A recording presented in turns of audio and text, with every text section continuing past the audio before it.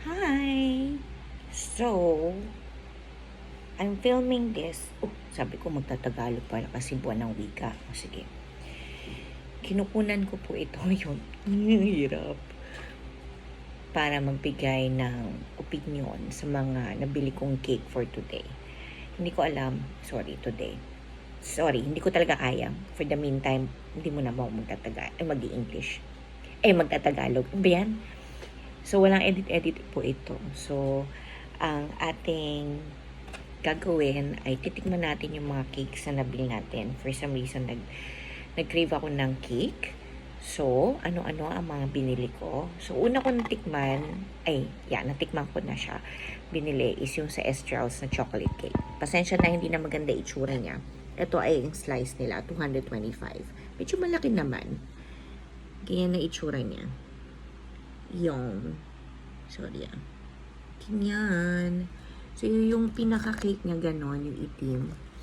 So, mapansin nyo, white pa rin yung kanyang pinaka-cake.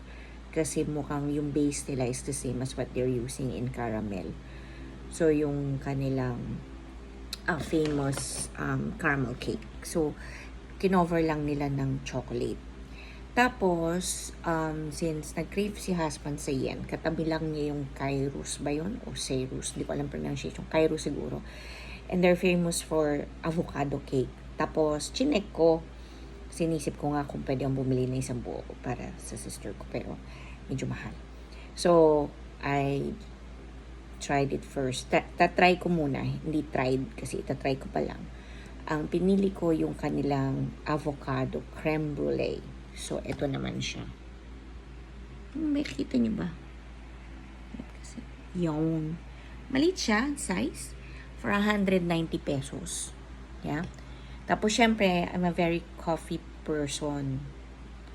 Gusto ko yung mga ganong flavor. So, like coffee ice cream. I'm also looking for some coffee cakes kasi bihira siya.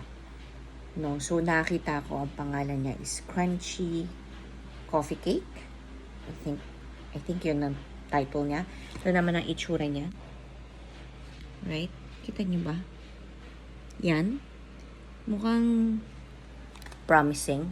May honeycomb churcher on the side na tunaw na kasi hindi ko agad nilagay sa ref. So, let's try them all.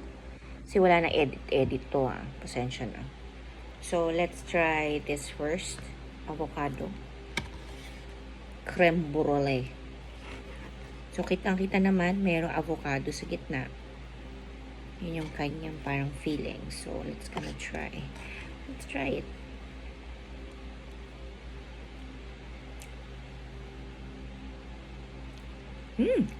Very good. Harap siya. Yung cake niya is so soft. Parang lalaban siya dun sa Estrel's. Pero dito,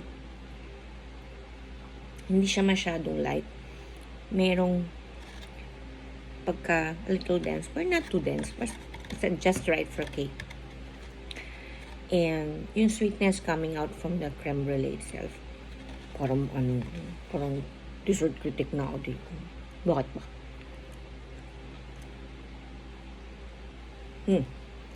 Very good. Hindi ko siya ubusin, pero kaya ko siya in one sitting, I believe. Especially with coffee. Coffee as in plain coffee. Wala coffee. Sarap. Okay. Now, we move on. Natikman ko na to. This is the Estrel. Sorry. Pangit na itsura niya. At, may una na akong review about this. Sorry, sira-sira na siya. Sorry, Estrels. Hindi ko minimin na siraan or whatever. It was good, honestly. Pero hindi siya yung typical na chocolate cake na gugustuhin ko kasi gusto ko talaga lahat chocolate. Dark. More of, ito kasi talagang fill mo yung chiffon first and then nilagyan lang siya ng glazed. Kumbaga, hindi naman siya glazed, but more of an icing of a chocolate. Ng chocolate. So, kaya naging chocolate cake na sa kanila yun. So, yung base niya, parang similar doon sa caramel. Pero kung pipiliin mo ko between this or yung caramel, I'll go for the caramel. the best pa rin yun, iba. Pero kung chocolate cake ang hanapin, dati gusto ko yung Midnight ng Sugar House. Tinikman ko ulit, it's not the same as before. So, yung talagang nagsistick sa akin na pag gusto ko talaga ng chocolate cake, gusto kong puntahan yung Aristocrat. Yung roll nila ha, sobrang simple, sobrang dark, especially yung icing. Dati ganun yung tikim ko sa Goldilocks, pero iba na rin yung Goldilocks eh.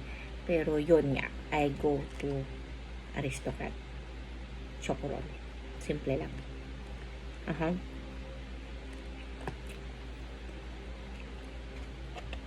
Okay naman yung chocolate. Dark siya.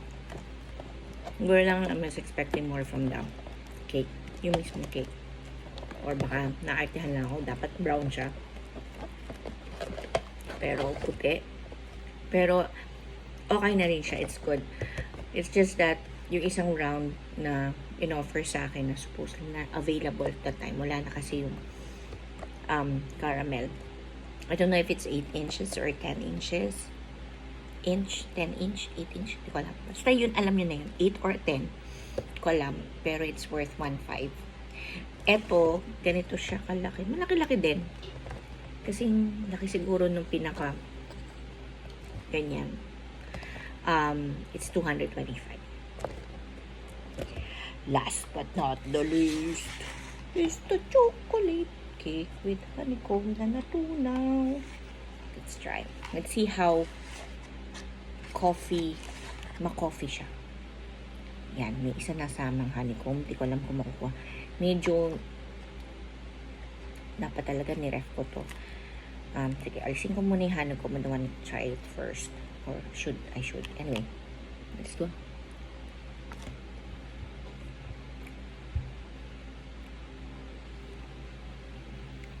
I don't know where the chocolate is. Let's try it with the honeycomb.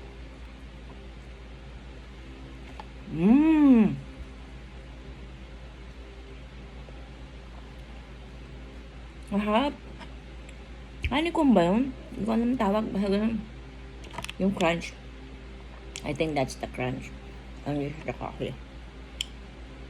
Hindi ko mahahan yung coffee. Let's try another bite. Patay tayo sugar rush na to. Tutulog na ako eh.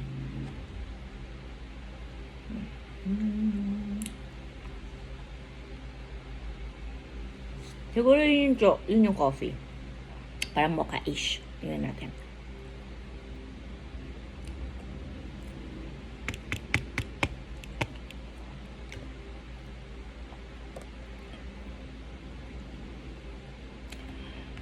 Parang ano lang sa akin.